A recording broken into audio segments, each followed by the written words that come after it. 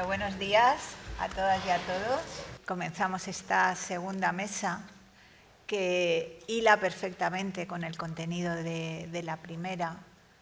Jorge nos ha mostrado cómo hay un empeño generalizado de investigadores, políticos, profesores, profesionales de todo tipo, por que se respete el derecho de los niños a vivir en familia. No es un empeño baladí, es un empeño que deriva de la situación en la que se encuentran los niños y niñas que llegan al sistema de protección. No podemos olvidar que cualquiera de estos niños, cuanto menos, ha sufrido un abandono, a menudo también rupturas, a menudo también situaciones de maltrato, adversidades de todo tipo, y hay que dar una respuesta que permita que estos niños crezcan y se recuperen de estas experiencias. De ahí la importancia de esta segunda mesa para explicar un poco qué es lo que le pasa a estos niños y niñas que pasan por este tipo de situaciones y el papel reparador de las familias para que estos niños y niñas puedan recuperarse. Para ello necesitábamos a una persona que conociera a fondo todo lo que nos dice la evidencia científica sobre el apego, sobre la resiliencia, que conociera de primera mano por su experiencia profesional la situación de estos niños y niñas, y por eso hemos invitado a Concepción Martínez Vázquez. Ella es psicóloga y pedagoga, cuenta con más de 22 años trabajando con infancia y adolescencia en programas especializados. Además tiene una formación especializada en trauma y psicoterapia infantil sistémica. Participa de una red especializada en cuestiones de apego, la red Apega. Ha publicado diversos trabajos sobre estas cuestiones.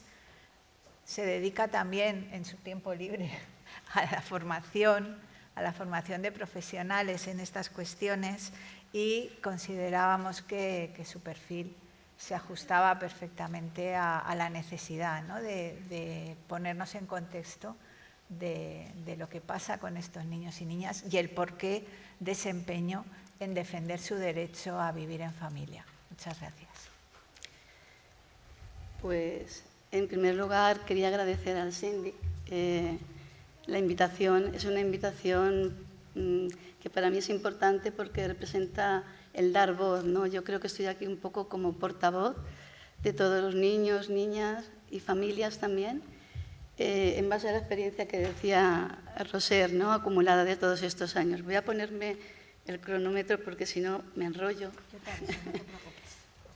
Os decía que es todo un placer estar aquí compartiendo con vosotros y vosotras para hablar de este papel reparador de las familias cuando trabajan, porque no deja de ser un trabajo afectivo, ¿no?, con niños, niñas que están en situación de acogimiento y adopción. Y quería comenzar, si me deja el power, con esta frase en este contexto universitario, una frase que me enseñaron precisamente también en un aula y que viene a representar, yo creo que en una única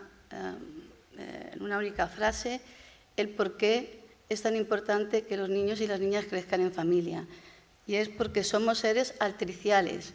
Necesitamos un otro para poder desarrollarnos como persona.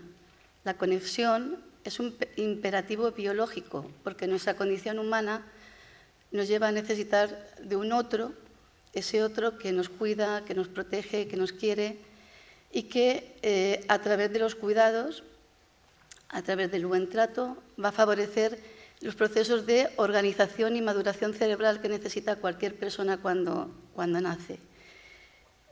Ya lo recoge en el año 1989 la Convención de los Derechos del Niño.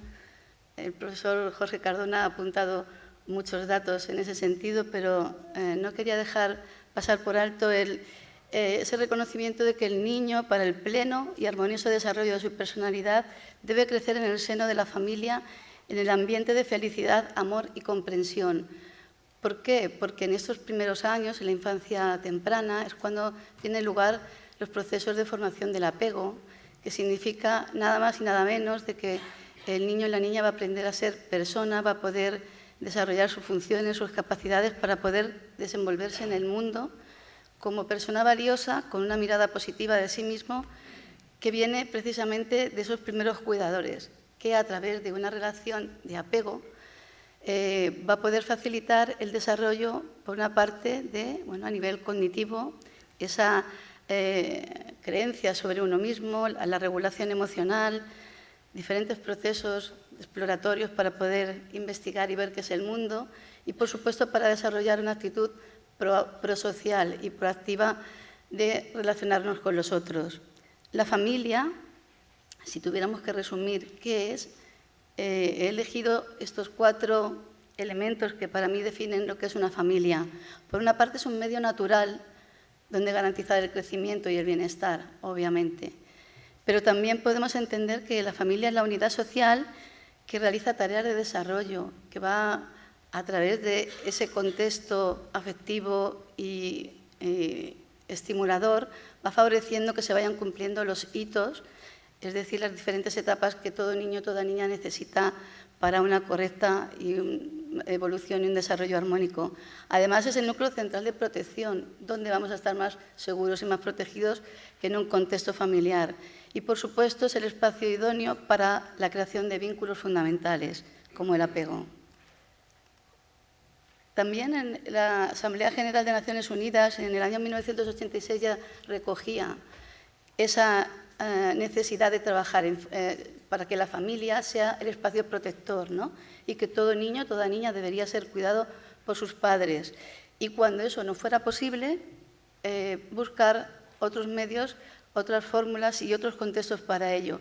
Pero lo que es evidente y sin duda indiscutible es que si el niño tiene derecho a crecer en familia, no siempre la familia biológica es la mejor opción, porque una cosa es el derecho del niño y otra cosa es que la familia biológica pueda, sepa o quiera realmente hacer cumplir ese derecho. Por supuesto que hay que priorizar las intervenciones que apoyen a la familia biológica, siempre en primera instancia, y me consta por la experiencia previa en estos 22 años de trabajo directo con familias, el que se pone mucho esfuerzo por parte de los profesionales y en muchas ocasiones también de las familias, pero no siempre se consiguen los resultados deseados. Y que hay que partir de que no existe un determinismo genético garantista en el sentido de que el niño tenga que crecer con su familia cuando su familia no le puede cuidar bien, cuando se dan las circunstancias para que su desarrollo se vea comprometido porque no tiene las competencias y las circunstancias muchas veces contextuales para que eso se dé. Por eso hablamos de este potencial innato que tiene todo niño o toda niña cuando nace, tiene una carga genética, tiene una cierta predisposición en base a su herencia, pero que va a quedar muy condicionada en base a la calidad de las interacciones que recibe de sus cuidadores primarios, hasta tal punto que, bueno, todos sabemos a partir de los estudios científicos actuales, a través de los escáneres, cómo el cerebro de un niño puede quedar visiblemente dañado. Digo visiblemente dañado porque así lo dicen las imágenes de resonancias magnéticas, ¿no? Cuando aparecen retrasos en el neurodesarrollo de estas criaturas. Cuando hablamos de... No, me lo está poniendo fácil el ordenador. A ver. ¿El qué? ¿El botón derecho? No. Creo que ahora. Os decía que esta necesidad que todo niño, toda niña tiene, no siempre la familia puede ser garante de la misma, ¿no? Y yo, pensando un poco qué es lo que determina de alguna manera ese desarrollo óptimo, pues entendemos que por una parte tiene que haber un contexto social, por otra parte tiene que haber unas necesidades infantiles que cubrir y, por supuesto, tiene que haber unos adultos capaces de garantizar que esas necesidades se cubren, ¿no? Yo quería representarlo como si fuera un taburete con 3 patas. Esas 3 patas son imprescindibles, porque si una de ellas flojea, el taburete se cae, no se puede sostener. Por una parte tenemos las necesidades de todo niño, toda niña, no solamente las evolutivas, sino también las que tienen que ver con su propia historia, porque existen tantos acogimientos y adopciones como historias de niños y niñas hay.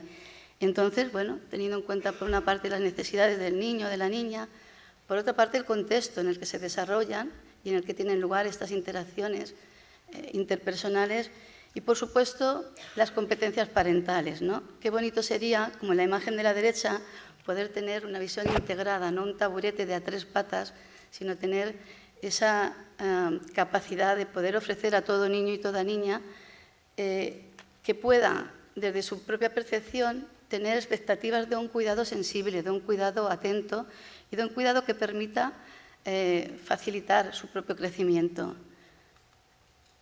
Os repito que no me está haciendo mucho caso A ver, vamos a ver si este me hace más caso. Fijaros, no me voy a poner a detallar ahora las necesidades de los niños y niñas, que yo creo que todos los que estáis aquí presentes las sabéis. Pero sí que quiero compartir con vosotros y vosotras una frase que tiene mucho sentido, porque satisfacer una necesidad de un niño o de una niña no significa darle un plato de lentejas y darle una camita y llevarle al colegio, significa mucho más que eso, significa conexión. La seguridad es lo que garantiza la satisfacción de una necesidad de un niño o de una niña. Y es la seguridad, precisamente, no es la ausencia de amenaza, no significa que el niño o la niña no esté en un contexto protegido, porque además de protegido tiene que sentirse seguro. Y para que se sienta seguro tiene que haber conexión, como vamos a ver ahora un poquito más adelante.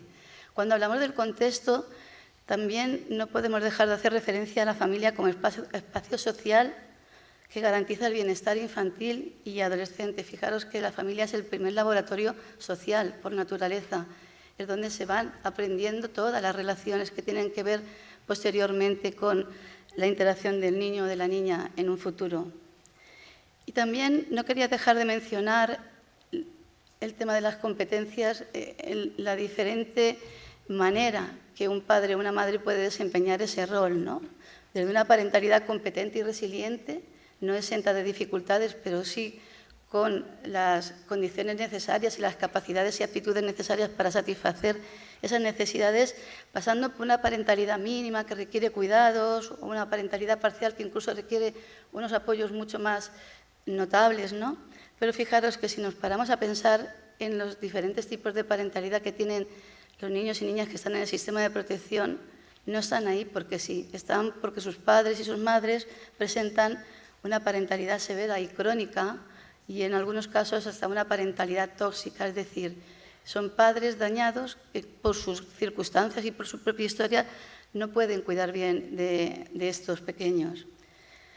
Otra de las cuestiones que quería dejar hoy presente es ese impacto de los malos tratos en el neurodesarrollo, ¿no? Esa visión que decía el profesor Jorge Cardona del por qué. ¿Qué pasa cuando se dan esos malos tratos a raíz de unas incompetencias parentales?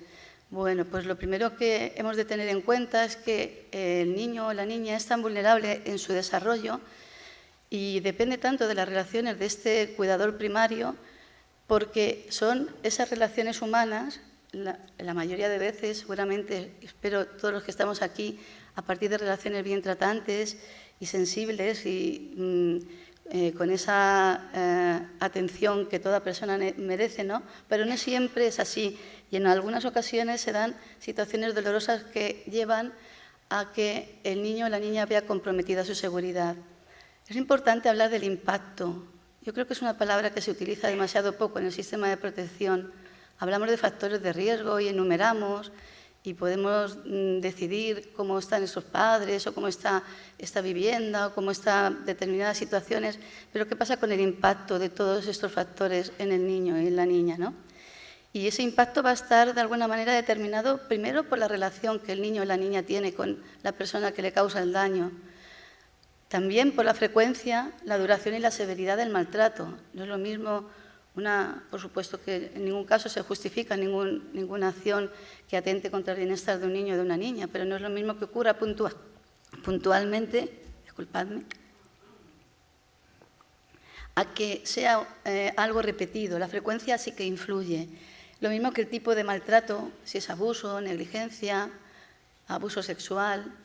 Hay una de las apreciaciones que veré más adelante es la poca importancia que se le da a la negligencia parental, ¿no? Parece que estamos todos muy sensibilizados por cuando vemos que un padre abofetea a su hijo o cuando hay una situación de abuso sexual, pero si realmente supiéramos el daño que se hace a los niños cuando se les ningunea, cuando no se tiene una visión positiva sobre ellos, cuando no se les presta la atención y cuidados necesarios, y estamos hablando de la negligencia afectiva, ese es un impacto muy a tener en cuenta. Y por otra parte también dentro de este conjunto de incidencias, vamos a decir, en el desarrollo de este niño, de esta niña, está la edad. Aquí la edad sí que importa.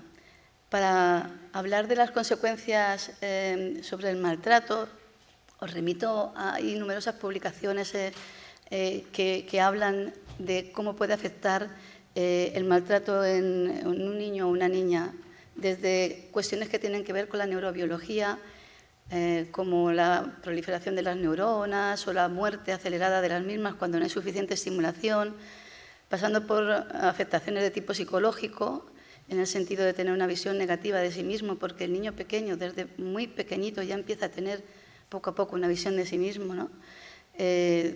Trastornos o problemas internalizantes, problemas externalizantes, cuestiones también de tipo físico, todas las repercusiones que pueden ocasionar los malos tratos en el neurodesarrollo, cuestiones de tipo social también que tienen que ver con que cuando un niño es víctima de violencia seguramente tenga mucha más probabilidad de volver a padecer otro tipo de violencia en contextos como en el educativo, ¿no?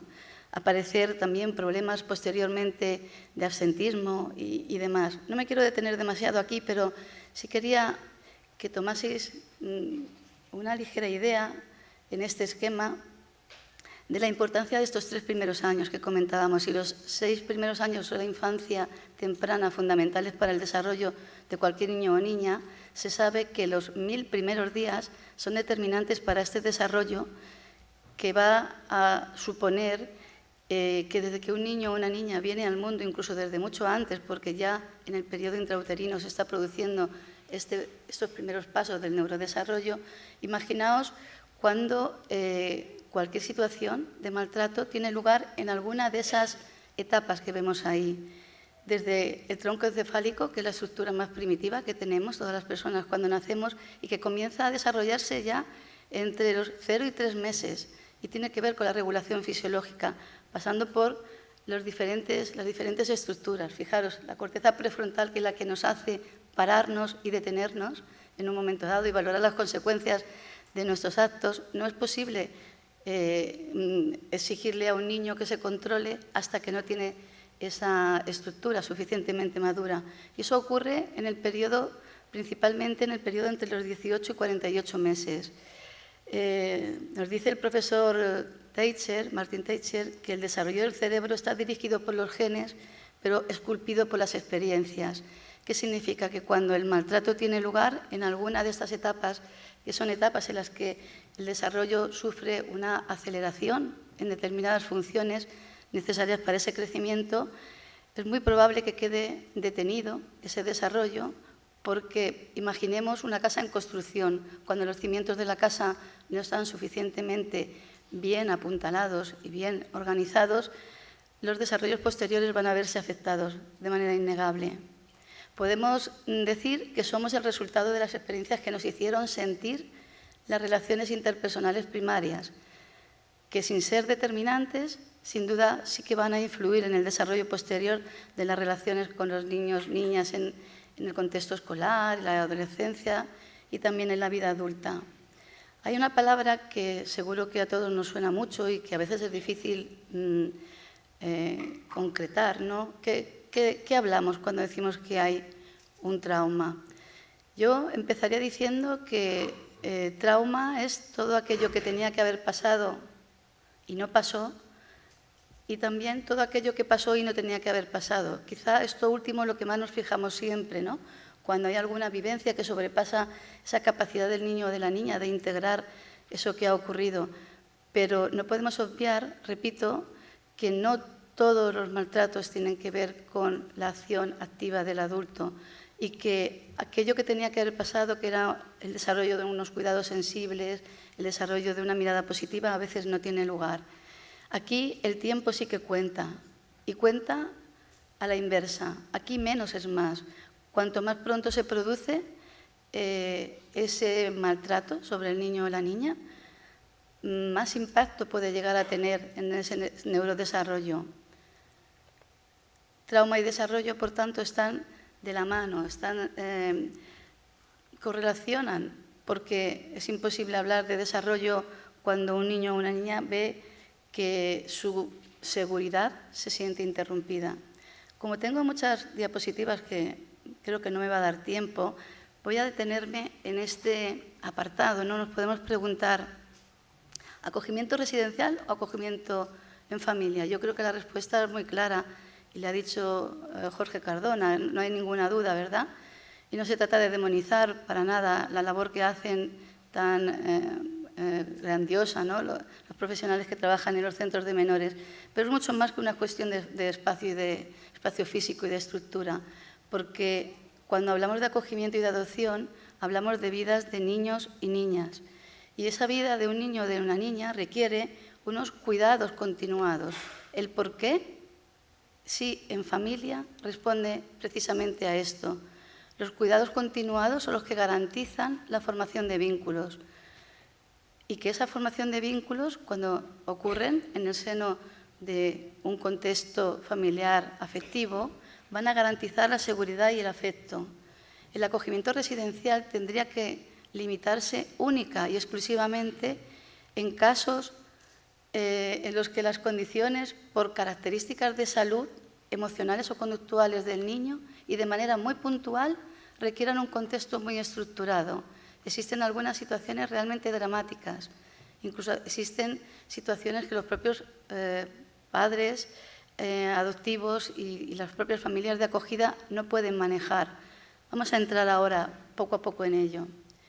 Se sabe también por algunas evidencias científicas que el periodo de los 2 años primeros de vida, la exposición a la crianza en una institución puede generar detenimiento y retrasos graves en el desarrollo que incluso posteriormente, cuando el niño o la niña pasa a un hogar de acogida, a una familia, puede que ese detenimiento y ese impacto todavía continúen más allá del acogimiento familiar.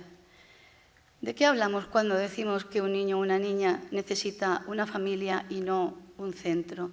Hablamos de que el niño o la niña necesita una relación, por una parte, duradera en el tiempo. El apego no se forma en 2 semanas, requiere un tiempo de exposición y de afecto y de relación. Y además esa relación tiene que ser estable y consistente, es decir, tiene que ser cotidiana. Cuando hablamos de acogimiento residencial, los cuidadores cambian, los educadores cambian y se producen disrupciones en ese cuidado que dificulta enormemente la formación de vínculos afectivos. La relación debe ser próxima en el espacio, debe haber contacto. No solamente debe haber cuidado, debe haber un contacto físico porque es tan importante ese contacto físico como el alimento para el niño o la niña, principalmente en los 3 primeros años de vida. La relación debe ser personal y preferencial. Fijaros, preferencial significa que te elijo a ti y no a otro, porque tú eres el que me está dando los cuidados que yo necesito. Por supuesto, en ese tipo de relación, para que se forme un apego de calidad, tiene que comprender un patrón de protección y de regulación del estrés. El adulto tiene que ser capaz de contener los estados de desregulación del niño o de la niña. Y, por supuesto, no puede faltar que esa figura de apego tiene que estar regulada. No puede haber una persona reguladora que no esté autorregulada. ¿Por qué llamamos tutores de resiliencia a las familias de acogida y de adopción? ¿Por qué decimos que existe la resiliencia secundaria? ¿Y por qué hablamos de reparación? Porque a pesar de todas estas limitaciones y condicionantes que estamos diciendo, la capacidad de revinculación es posible. Lo que no es posible es no vincularse. El niño y la niña desde que nace necesita establecer relaciones significativas y de apego con sus cuidadores. Otra cosa es la calidad de esas relaciones que va a depender, por supuesto, de los cuidados que reciba. Cuando no ha sido posible la permanencia del tutor de desarrollo, es decir, de los cuidadores primarios, puede existir esa revinculación con esta nueva familia que puede posibilitar la reparación a través de la revinculación afectiva. Fijaros, Boris Cyrulnik, que es un maestro en el tema de resiliencia y todo lo que tiene que ver con las relaciones también de apego, él habla de que nuestra historia no es un destino.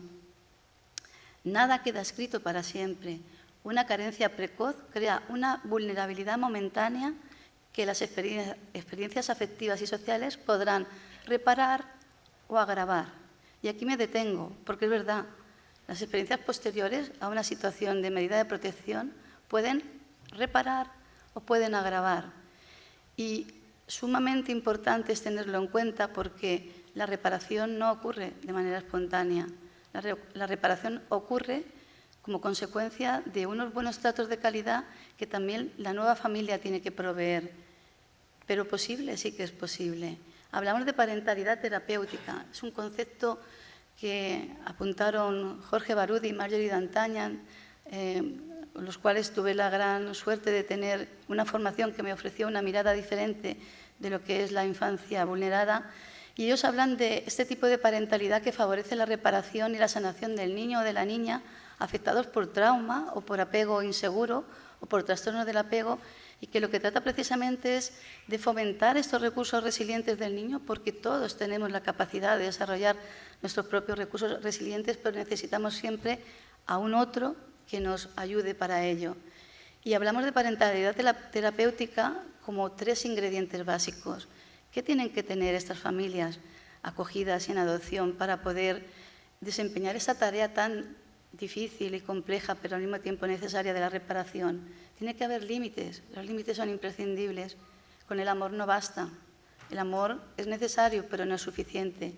Tiene que haber permanencia, tiene que haber una figura capaz de sostener, de cuidar, de alimentar también afectivamente. Tiene que haber una regulación, tanto por parte del adulto como el adulto ser capaz de regular y llevar al niño a estados de tranquilidad. Hace tiempo encontré una metáfora que creo que representa muy bien para muchas de las familias de acogida lo que supone la crianza de un niño que ha sufrido adversidad temprana. Es algo así como caminar sobre cáscaras de huevo. Hay que ir de manera tan delicada que en cualquier momento puede explotar una situación, puede saltar una situación de dificultad y en muchos casos incontrolable, ¿no? Caminar sobre cáscaras de huevo significa caminar sobre lo delicado. Quizá una de las cuestiones más necesarias que hay que entender cuando hablamos de la crianza en familias de acogida o adopción es que el sentido común, la crianza, aplicando el sentido común, no sirve. Aquellas prácticas que nos dicen mi madre, mi prima, mi vecina, mi compañera, bueno, manda al niño al cuarto a pensar o castígale si se porta mal, os aseguro que no sirven. Porque cuando un niño o una niña ha experimentado la sensación de desconfianza en aquel del que se tiene que fiar, porque su padre o su madre, es la paradoja irresoluble de pensar que quien me tiene que cuidar me hace daño, a partir de ese momento la desconfianza se hace generalizada y es la principal tarea, el principal desafío que tienen las familias de acogida. Comprender el legado de la historia previa de este niño o de esta niña y ofrecerle seguridad y afecto.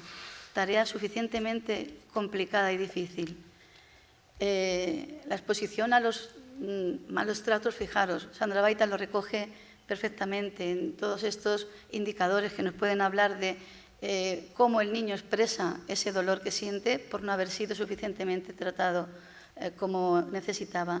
Los tutores de resiliencia secundaria tienen precisamente esta tarea. Resiliar significa manejarse en la invisibilidad del pasado, siendo consciente en el presente, pero transformando también el futuro posible.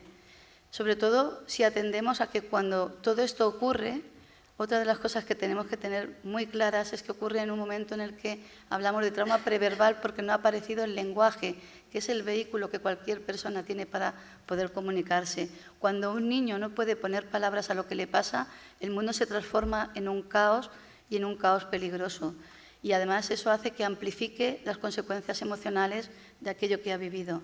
El modelo de traumaterapia infantil sistémica que defienden Jorge Barudi y Marjorie D'Antañan hablan precisamente de esta parentalidad terapéutica que os decía, que tiene que ver mucho más que arreglar al niño, tiene mucho más que ver con cuidar del que cuida al niño, porque trabajos únicamente con el niño no valen, hay que acompañar y sostener a la familia, porque precisamente el recurso fundamental, y yo me atrevería a decir que el 80% del éxito de un acogimiento, de una adopción, es que se comprenda este legado del niño que trae en su propia historia y que es a través de la propia relación afectiva y empática cómo se va a poder construir un modelo alternativo de relación y cómo el niño va a poder poner en marcha nuevamente esa revinculación afectiva para poder volver a confiar en el mundo. Dos cuestiones fundamentales, la que comentábamos anteriormente, el cuidador como regulador emocional y también como base de seguridad. Todos necesitamos un puerto donde acudir. ¿Cuáles son los enemigos de la parentalidad terapéutica? ¿Qué pueden tener estas familias de acogida y adopción que pueden bloquear de alguna manera sus capacidades? Por una parte, las dificultades en la función reflexiva, en esa capacidad que tenemos que tener aquellos que tenemos bajo nuestro cuidado un niño o una niña, de poder interpretar los estados emocionales de este niño y de la niña, pero al mismo tiempo los míos propios. Cuando el niño explota, ¿cómo me siento yo? Cuando el niño tiene una situación desregulada, ¿cómo yo la gestiono? Ese tipo de dificultades puede ser un enemigo de la parentalidad terapéutica. También lo puede ser el abordaje del trauma infantil como un problema conductual, es decir, aplicando estímulo-respuesta, premios, castigos. Eso quedó atrás, afortunadamente. Tenemos información que nos dice que eso quedó atrás. Y luego posibles duelos del adulto no resuelto. Los propios cuidadores, todos hemos pasado por experiencias difíciles en la vida, muchas de ellas trauma. Algunas de ellas no resueltas pueden interferir esa capacidad para hacer de la crianza una crianza de calidad. Os había puesto esta metáfora de la correa de distribución porque yo cuando voy al taller siempre me dicen que lo más caro siempre es cuando te tienen que cambiar la correa, ¿no? Y entiendo que tiene que ser lo más necesario en un coche. Si la correa funciona, significa que el resto de los elementos funcionan, ¿no? Pues yo creo que esta parentalidad terapéutica para que funcione, su correa de distribución tiene necesariamente que incluir casi todo lo que pone allí, a poder ser todo. Habilidades de comunicación, aceptación incondicional del niño o de la niña, aunque no de su conducta, capacidad de ofrecer seguridad, respeto de los tiempos del niño o de la niña, reconocimiento de las representaciones y las formas de pensar que en su momento le sirvieron, capacidad de generar esperanza, coherencia. Bueno, como veis, un montón de situaciones. Como vais a poder disponer del material, os animo a que luego recapacitéis un poquito, o reflexionéis un poquito sobre ellas y que incluso añadáis alguna más. Proteger sin retraumatizar, claro, no podía finalizar sin hablar de la parentalidad terapéutica, pero cuidando también a los que cuidan, ¿no? A que a nadie se le ocurriría operar un corazón sin los instrumentos médicos necesarios. ¿Por qué no se trabaja con el otro corazón con los mismos medios? ¿Por qué si hay una operación física sí que se atiende a esos recursos y no cuando estamos hablando de estas necesidades principalmente emocionales y afectivas de los niños y niñas?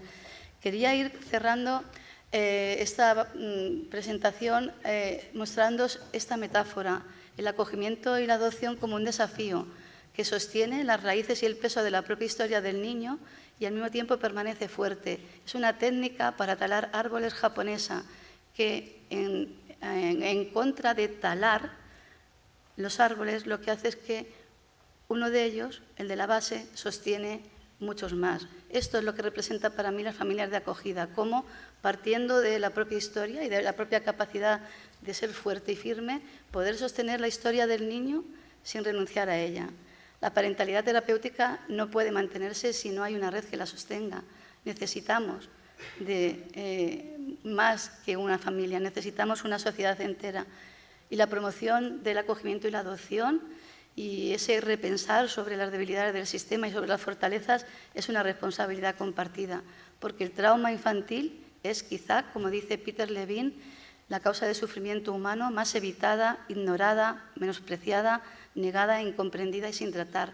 No podemos quedarnos de brazos cruzados frente a esto, porque la reparación del trauma no es solo competencia y responsabilidad de las familias. No es el amor lo que da seguridad, es el apego. Por tanto, tendremos que atender a estas, permitirme, consideraciones, ¿no?, atrevidas. Faltan familias de acogida y las que hay necesitan muchas veces algo más que seguimiento. Necesitan una intervención continuada y especializada. Emparejamiento más idóneo, hacía referencia a Jorge Cardona. En el País Vasco tienen varias parejas para elegir para un solo niño. Es decir, emparejan en base a la coincidencia, la conexión. Aquí no disponemos ni por asomo de esa posibilidad. Faltan protocolos unificados para valorar el impacto del niño o de la niña, el maltrato, cómo ha impactado. Falta la formación de los profesionales y también de las familias. Una familia de acogida necesita mucha más formación de la que se recibe actualmente. Se minimiza el impacto de la negligencia y además a veces siguen primando, muchas veces más, las oportunidades a la familia biológica, como el juego de la oca. De oca a oca tiro porque me toca y no podemos detenernos porque el neurodesarrollo no se para. Ya finalizo. Prometo que solamente tengo esta diapositiva diciendo que existe mucha literatura, que de ello tenemos que servirnos y que empiezan a ponerse también el foco en las necesidades de la familia extensa y que comienza a haber guías, ¿no? El acogimiento y la adopción no son solo una oportunidad, es un derecho del niño o la niña a vivir en familia y la familia es el marco idóneo relacional. Muchas gracias por vuestra atención.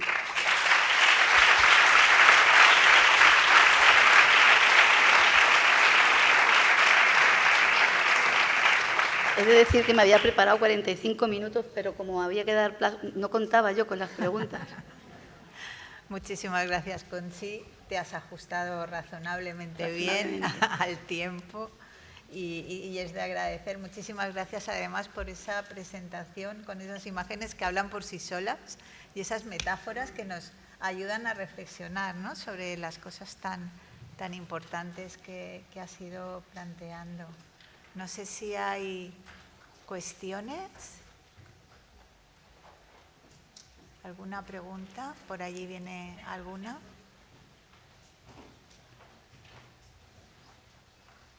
Mientras llega, a mí sí me gustaría aprovechar para insistir en algo que apuntabas al final, y es la necesidad de cuidar al cuidador, ¿no?, del papel tanto de las redes como de la propia administración, para que las familias que cumplen ese rol tan complejo de resiliar se sientan reconocidas, se sientan apoyadas, se puedan tomar un respiro en un momento dado porque pues, necesitan cargar pilas y si eso está funcionando, ¿cómo podría funcionar mejor?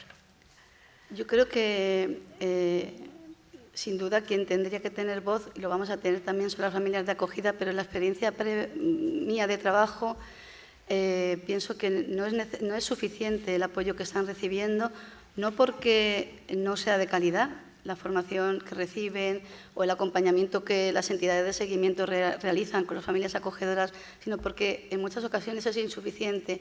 He podido comprobar, desgraciadamente, cómo algún acogimiento ha tenido que cesar precisamente por no cuidar al que cuida. Y no podemos responsabilizar únicamente al cuidador cuando hay un niño con unas necesidades brutales de todo tipo, educativas, afectivas, a nivel de regulación personal. Cuando hablo principalmente del acogimiento en familias monoparentales es sumamente complicado. Asumir una crianza en acogimiento de un niño que puede presentar o no. Es verdad que no todos los niños en acogimiento tienen este tipo de dificultades o de desregulaciones, ¿no? Pero en mi particular modo de ver, las familias que conozco necesitan más y mejor acompañamiento.